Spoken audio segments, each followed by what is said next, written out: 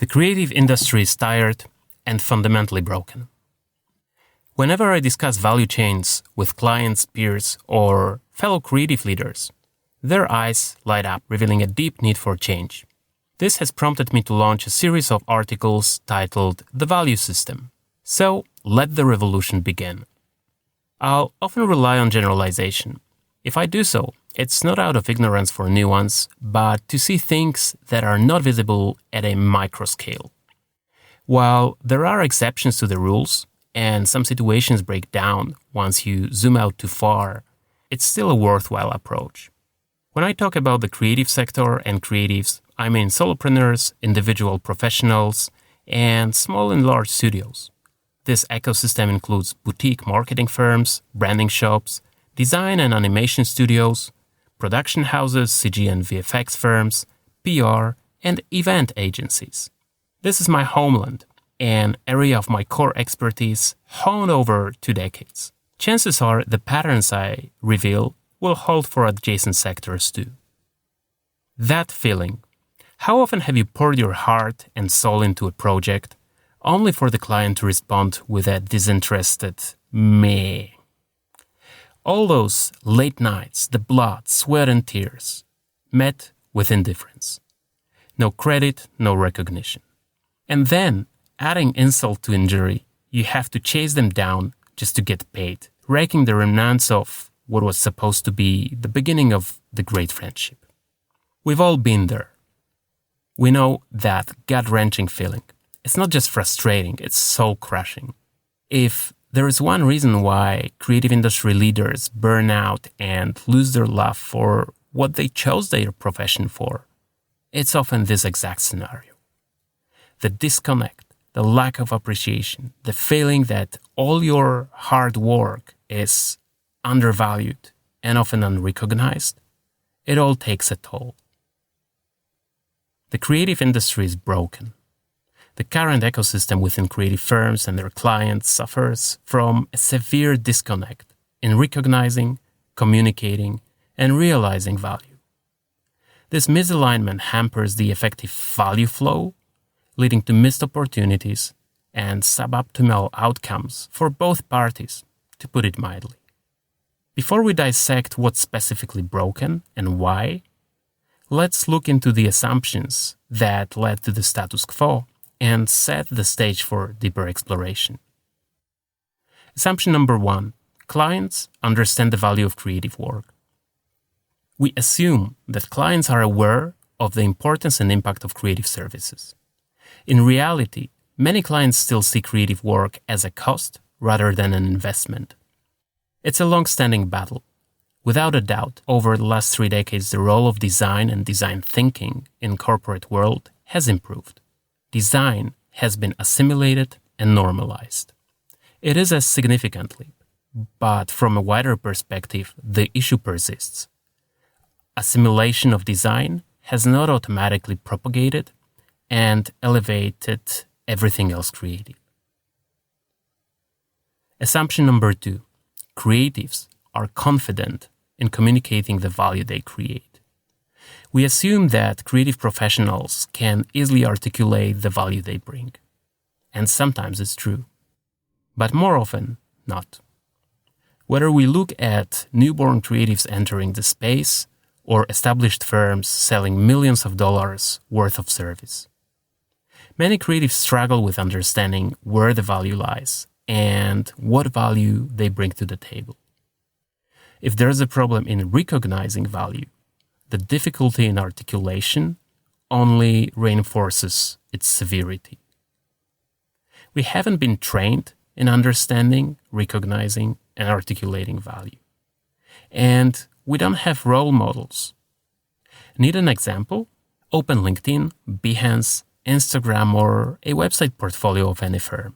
Solo creatives? The work is shared in posts that lack a single verb, not to mention any meaningful sentence that would paint a context, problem, solution, and the impact of the work produced. We still believe that the work speaks for itself. But this statement has never been true. It's not just creatives. It's equally true once we look at the portfolio of established studios.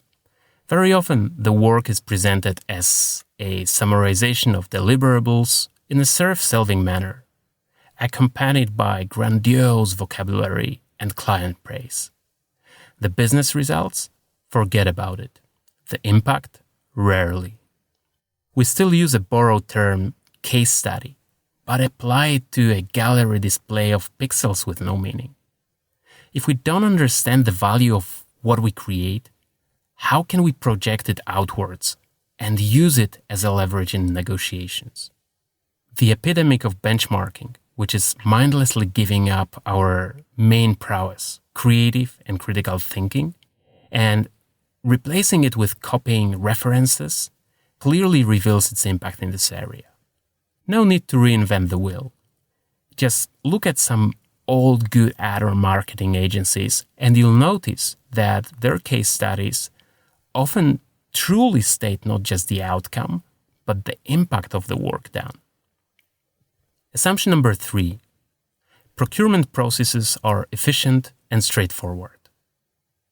We assume that the process of hiring and working with creative firms is smooth and efficient. But it isn't. In reality, established and rarely questioned procurement procedures, bureaucratic hurdles, and misaligned incentives often complicate the process, leading to erosion of the value of the creative work long before it happens. Procurement teams buy the creative the same way they order office chairs and French fries. For every penny saved, creative buyers get a salary boost. But pretty much everyone else loses. The company, the creatives, the impact, and the ecosystem. It's just plain wrong. Shout out to Blurance for committing a significant chunk of his career to exploring and fixing these issues. 20%, the Marketing Procurement podcast, explores these problems from a variety of perspectives. It's definitely worth a listen. What's broken? Issue number 1, lack of alignment on value. There is a significant gap in understanding what constitutes value between clients and creatives. We'll call it the value gap. We, creatives, are particularly connected to what we create. There is love, craft, and commitment. There is taste, artistic sensibility, you name it. All these things make us emotionally invested in the work we do, way more than in any other profession. This leads to a significant value bias in how the value created is perceived by the creative side. We tend to assume that it is in the pictures, words, or sounds we craft. We never question this assumption. But is it really there? Not nearly so. Are you ready for a cognitive shift? Value is in the eye of the beholder. The client may be expecting absolutely different things that you think they do. It may be that they value meeting the deadline much higher than having it pixel perfect. They may want a piece for the only purpose of kicking a competitor's butt, but you won't read about it in the brief. I could go on and on. You probably follow. The problem is that besides basic alignment on the brief, price, and the deadline, the real expectations are rarely explored deeply. Why? Well, simply because it's not easy. And the conditions are rarely right. As with most projects, this one started with a delay anyway. You're desperate to close it or clear it. There is that dreaded bidding process, and generally the way it starts remains more of a tornado than a beginning of a beautiful friendship. The single biggest problem in communication is the illusion that it has taken place. That's one of my favorite quotes from George Bernard's show. Ultimately, everyone's fed up with how much this drags and ready to assume we're on the same page just for the sake of moving ahead. We assume we're aligned, but we're not. Have we talked about the criteria of how do we know the project is successful? more often than not, we assume that it is delivering on time, on budget, and getting approval. As long as you can stay on the brief, we're in a good place. I heard it more than once running my creative firms, and quickly learned it's a red flag, signaling that things are about to go off track. Had we fully and truly aligned on the expectations and the criteria for the success of the project, would we be seeing and fighting desperately to get out of the endless revision loops? Would we be praying for the deadline to be our salvation? Would we be getting sign-off and payment delays? Why is it a problem? This misalignment leads to unmet expectations and unsatisfactory project outcomes. The time is wasted, the budget is burned, the teams are frustrated, and so are clients.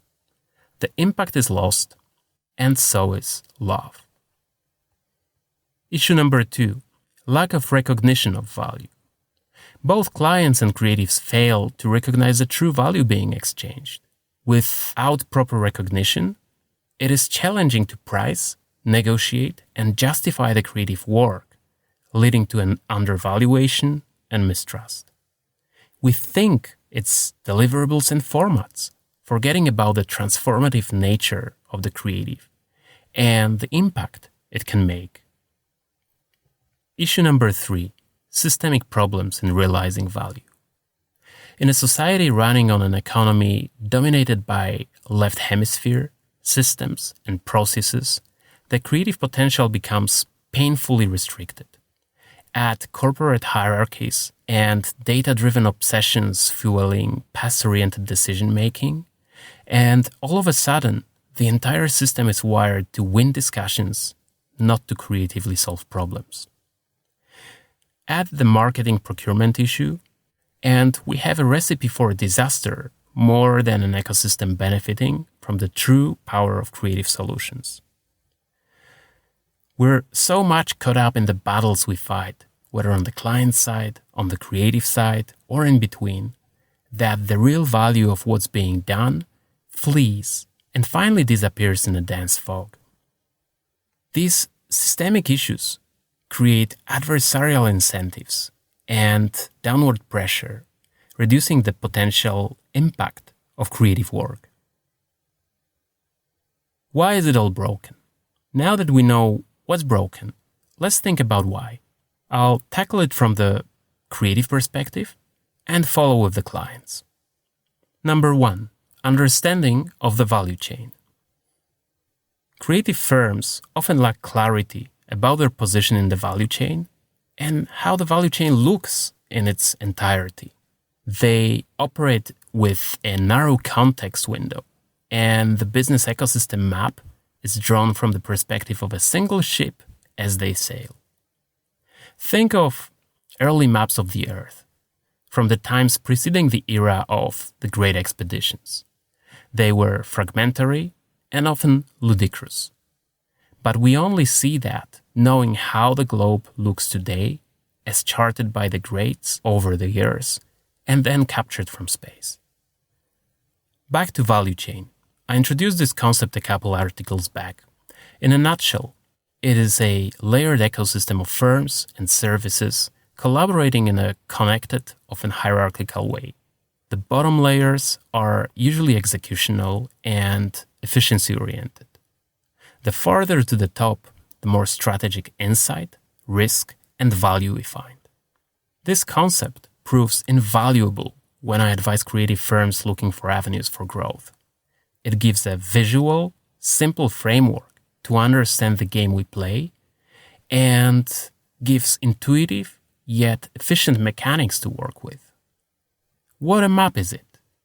What is its topology and complexity? Is it hierarchical? Who are the key players? What is their role and what are they looking for? How much leeway there is at each of the nodes? How is the value created and augmented as we go through the layers? And where the hell are we in this value chain? Once we unearth the shape of the map and plot our position on it, we're empowered to take meaningful, intentional steps. Do we stay where we are, but empowered with clarity start crafting targeted value? Or perhaps we want to move or branch out laterally. Maybe we want to add strategic capability and climb to the top. And lastly, does it even make sense for us to stick to this map? They say the grass is greener on the other side. Why don't we look for luck somewhere else? When you lack the map of the business ecosystem, how can you come up with a meaningful, structured plan for growth, marketing, and new business? It's like entrusting your balls to a surgeon who doesn't know the basics of human anatomy. It's as reckless as dangerous. Yet, that's exactly the reality so many firms operate in. Number 2, recognizing value they create. Creative firms are rarely built top-down. Typically, things start from the bottom and progress upward. They are not built by the business people. They are built by the creatives that add a business component as they grow. Of course, at a certain threshold, business-savvy folks get hired to spearhead leadership and rock operations. For this reason, until a certain point, they often operate with limited business knowledge, business and pricing models, market understanding, and perspective. Lack of confidence and limiting beliefs hinder their ability to recognize and articulate value they create. Number 3, communication. Even if we have clarity on the value that we create, often we lack the skills to articulate it with impact. This stems from a lack of business experience and more specific deficits, such as insufficient understanding of branding and communications, PR, or experience in negotiations. These gaps shine bright in both directions. Firstly, concerning outward public communications, as exemplified by building portfolios, case studies, or decks, and secondly, in the context of one-on-one negotiations on the front of new business, sales, and client relationships. That's one of the reasons behind the proliferation of cookie-cutter websites filled with cliché, nonsense copywriting, often coming from established firms. In the case of newcomers or less progressive shops, this often results in parroting peers and competitors without understanding the unique value proposition. On an interactive communication front, it often touches on the fear of discussing money and hesitation to ask clients about their real needs and the bigger aspirations and goals of the work to be done, spreading far beyond the fragmentary reality covered in briefs. Number 4, recognition of value by clients. Lastly, there is a range of problems on the client side that stand in the way of recognizing and realizing the full value of creative, with corporate hierarchies, power dynamics, risk management, information flow, and the never-evolved system of buying creative work. The creative is often specialized and complex. After all, that's what you call the experts for. A creative team on a client side may get it, at least in broad strokes. Perhaps even the leadership is aligned. But how can the system work in favor of true value if these bold goals and calls for the extraordinary are spilled into the brief, and once the bid lands in, they get decapitated by the procurement? The downward pressure on price in terms of purchasing creative services is in an adversarial relationship with the creative process and possible impact for the very company ordering the creative. Conclusions. These issues collectively result in a broken system where the potential of creative work is not fully realized, leading to frustration and inefficiency on both sides. In the next articles, I'll try to see the possibility of a better world and explore how looking at the problem from the perspective of value chains, value flow, and value alignment can help unclog the creative arteries. Thank you for listening, stay prolific, and till the next one. Thank you for listening to the Future Crafting Thoughtcast, insights into leading, building, and evolving B2B brands in tech and creative sectors. Coming at you from Patrick Kizny, the fast thinker, entrepreneur, and advisor to audacious venture founders.